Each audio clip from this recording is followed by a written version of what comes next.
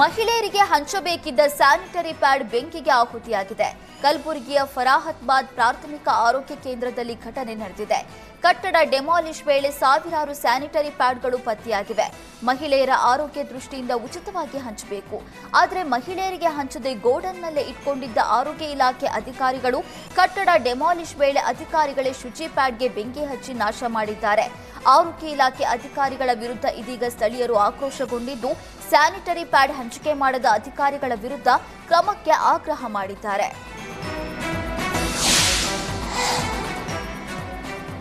ಮಹಾರಾಷ್ಟ್ರ ಸೇರಿ ಪಶ್ಚಿಮ ಘಟ್ಟಗಳಲ್ಲಿ ಭಾರೀ ಮಳೆಯಾಗ್ತಿದೆ. ಯಾದಗಿರಿ ನಾರಾಯಣಪುರದ ಬಸವಸಾಗರ ಜಲಾಶಯಕ್ಕೆ ಒಳಹರಿವು ಹೆಚ್ಚಳವಾಗಿದೆ. ಡ್ಯಾಂನಿಂದ ಕೃಷ್ಣಾ ನದಿಗೆ ಅಪಾರ ಪ್ರಮಾಣದ ನೀರು ಬಿಡುಗಡೆ ಮಾಡಲಾಗಿದೆ. ಡ್ಯಾಂನ 30 ಕ್ರಸ್ಟ್ ಗೇಟ್ಗಳ ಓಪನ್ ಮಾಡಿ ಕೃಷ್ಣಾ ನದಿಗೆ 1,10,000 ಕ್ಯೂಸೆಕ್ ನೀರು ರಿಲೀಸ್ ಮಾಡಲಾಗಿದೆ. ನದಿಗೆ ಹೆಚ್ಚಿನ ನೀರು ಬಿಡುಗಡೆ ಮಾಡಿರೋದ್ರಿಂದ ನದಿ ಪಾತ್ರದ ಜನರಲ್ಲಿ ಆತಂಕ ಹೆಚ್ಚಾಗಿದ್ದು, ಸದ್ಯ ಡ್ಯಾಂಗೆ 1,10,000 ಕ್ಯೂಸೆಕ್ನಷ್ಟು ಒಳಹರಿವು ಇದೆ.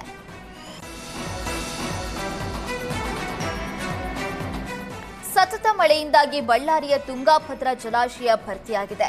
ಡ್ಯಾಂನಿಂದ ಯಾವುದೇ ಕ್ಷಣದಲ್ಲಿ ನದಿಗೆ ನೀರು ರಿಲೀಸ್ ಮಾಡಲಾಗುತ್ತೆ. 105 ಟಿಎಂಸಿ ನೀರು ಸಂಗ್ರಹ ಸಾಮರ್ಥ್ಯದ ಜಲಾಶಯದಲ್ಲೀಗ 62 ಟಿಎಂಸಿ ನೀರು ಸಂಗ್ರಹ ಆಗಿದ್ದು, ದಿನಕ್ಕೆ 6ರಿಂದ 7 ಟಿಎಂಸಿ ನೀರು ಜಲಾಶಯಕ್ಕೆ ಹರಿದು ಬರ್ತಾ ಇದೆ. ಕಳೆದ ವರ್ಷ 19ನೇ ಕ್ರಸ್ಟ್ ಗೇಟ್ ಕಿತ್ತು ಹೋಗಿ ಅನಾಹುತ ಆಗಿದ್ರಿಂದ 80 ಟಿಎಂಸಿ ನೀರು ಸಂಗ್ರಹಕ್ಕಷ್ಟೇ ಪ್ಲಾನ್ ಮಾಡಲಾಗಿತ್ತು. ಹೀಗಾಗಿ ಸ್ವಲ್ಪ ನೀರು ಸಂಗ್ರಹ ಮಾಡಲಾಗ್ತಾ ಇದ್ದು, ನದಿ ಪಾತ್ರದ ಜನರಿಗೆ ಎಚ್ಚರಿಕೆಯಿಂದ ಇರುವಂತೆ ಟಿಪಿ ಬೋರ್ಡ್ ಸೂಚನೆ ಕೊಟ್ಟಿದೆ.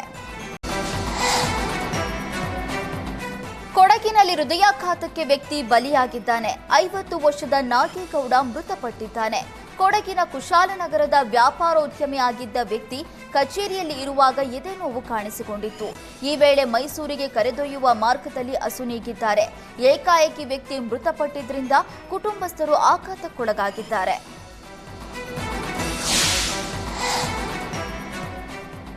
ದಕ್ಷಿಣ ಕನ್ನಡದ ಪುತ್ತೂರಿನ ಬಿಜೆಪಿ ಮುಖಂಡನ ಪುತ್ರನ ವಿರುದ್ಧ ಲವ್ ಸೆಕ್ಸ್ ದೋಖಾ ಆರೋಪ ಕೇಳಿಬಂದಿದೆ. ಸಂತ್ರಸ್ತೆ ಖಾಸಗಿ ಆಸ್ಪತ್ರೆಯಲ್ಲಿ ಮಗುವಿಗೆ ಜನ್ಮ ನೀಡಿದ್ದಾಳೆ. ಪುತ್ತೂರಿನ ಬಪ್ಪಳಿಗೆ ನಿವಾಸಿ ಶ್ರೀಕೃಷ್ಣ ಎಂಬಾತನ ವಿರುದ್ಧ ಪ್ರಕರಣ ದಾಖಲಾಗಿತ್ತು. ನಿನ್ನೆ ಹೆರಿಗೆ ನೋವು ಕಾಣಿಸಿಕೊಳ್ತಾ ಇದ್ದಂತೆ ಸಂತ್ರಸ್ತೆಯನ್ನ ಆಸ್ಪತ್ರೆಗೆ ದಾಖಲಿಸಲಾಗಿತ್ತು. ಪುತ್ತೂರಿನ ಹೈಸ್ಕೂಲ್ನಲ್ಲಿ ವಿದ್ಯಾಭ್ಯಾಸ ಮಾಡಿಕೊಂಡಿದ್ದ ವೇಳೆ ಪ್ರೇಮವಾಗಿದೆ. ಬಳಿಕ 2024 ಅಕ್ಟೋಬರ್ 11ರಂದು ಶ್ರೀಕೃಷ್ಣ ಮನೆಗೆ ಕರೆದು ಮದುವೆ ಆಗುವುದಾಗಿ ದೈಹಿಕ ಸಂಪರ್ಕ ಬೆಳೆಸಿದ ಆರೋಪ ಕೇಳಿಬಂದಿದೆ.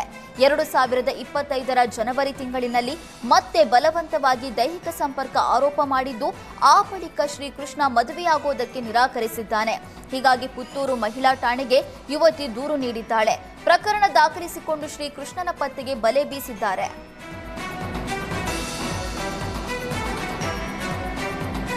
ಬಾಲಿವುಡ್ ನಟಿ ಶೆಫಾಲಿ ಜರಿವಾಲ ಹೃದಯಾಘಾತಕ್ಕೆ ಬಲಿಯಾಗಿದ್ದಾರೆ.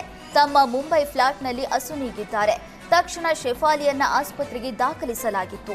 ಆದರೆ ಅದಕ್ಕೂ ಮುಂಚಿತವಾಗಿ ಪ್ರಾಣ ಪಕ್ಷಿ ಹಾರಿ ಹೋಗಿದೆ. ಹಿಂದಿ ಬಿಗ್ ಬಾಸ್ ಸೀಸನ್ 13ರಲ್ಲಿ ಸ್ಪರ್ಧಿಯಾಗಿದ್ರು. ಹುಡುಗರು ಸಿನಿಮಾದ ಸಾಂಗ್ನಲ್ಲಿ ನಟನೆ ಮಾಡಿದ್ರು. 42 ವರ್ಷದ ಶೆಫಾಲಿ ಮುಂಬೈನ ಅಂಧೇರಿ ಲೋಕಲ್ನಲ್ಲಿ ವಾಸ ಮಾಡ್ತಾ ಇದ್ರು. ತಕ್ಷಣ ಎದೆ ನೋವು ಕಾಣಿಸಿಕೊಂಡ ಹಿನ್ನೆಲೆ ಅವರನ್ನ ಆಸ್ಪತ್ರೆಗೆ ದಾಖಲು ಮಾಡಲಾಗಿತ್ತು. ಆದರೆ ಚಿಕಿತ್ಸೆ ಫಲಿಸದೆ ಅಸುನೀಗಿದ್ದಾರೆ. ಮರಣೋತ್ತರ ಪರೀಕ್ಷೆ ನಡೆಸಲಾಗ್ತಾ ಇದ್ದು, ಮನೆಗೆ ಎಫ್ಎಸ್ಎಲ್ ಟೀಮ್ ಹೋಗಿದ್ದು ತನಿಖೆ ಮಾಡ್ತಾ ಇದ್ದಾರೆ.